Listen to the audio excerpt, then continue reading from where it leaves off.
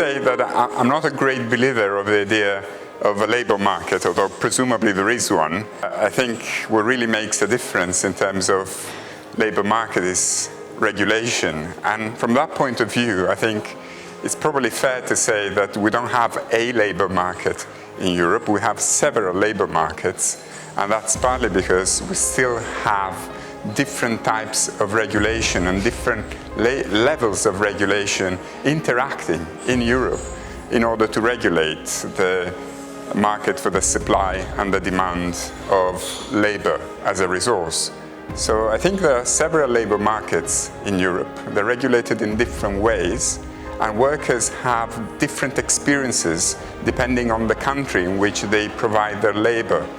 I think a key point that I would make in order to articulate this argument a bit better is that, for instance, the levels of collective bargaining, the types of collective agreements that we have across European countries, the coverage of collective agreements across different European member states varies considerably. We have countries like Austria where virtually every worker is covered by a collective agreement.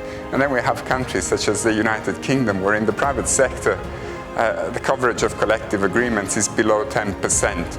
So I think we have a long way to go before we can generally speak about a European labor market.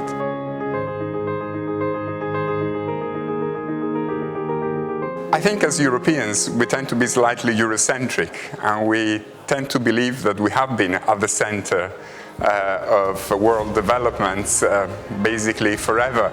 So I'm not sure that we genuinely are at the center of what's happening in the world of work. I'm not too sure that we will remain in the future, but I'm sure that Europe will continue to play a very important role for Europeans. And as Europeans, we will still want to think of Europe as a very special region of the world in which labor markets are regulated in a certain way that protects workers, in which workers still will want to draw rights and benefits from the welfare state, and institutions will have to support both workers' rights and the welfare state simultaneously in the future in order for us to remain attached to this idea of Europe as a beacon for labor rights and prosperity in the future.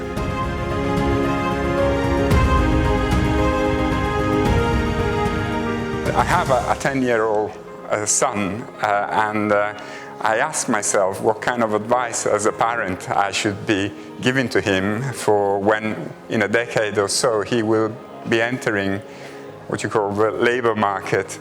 I think education, of course, is the traditional answer.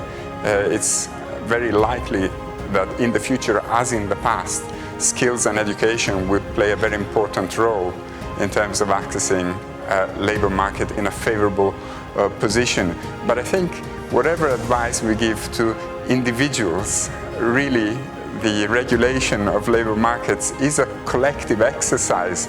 And I think the thought that we can prosper by giving individual advice to individuals without any collective mechanism behind it, it's really illusory at best.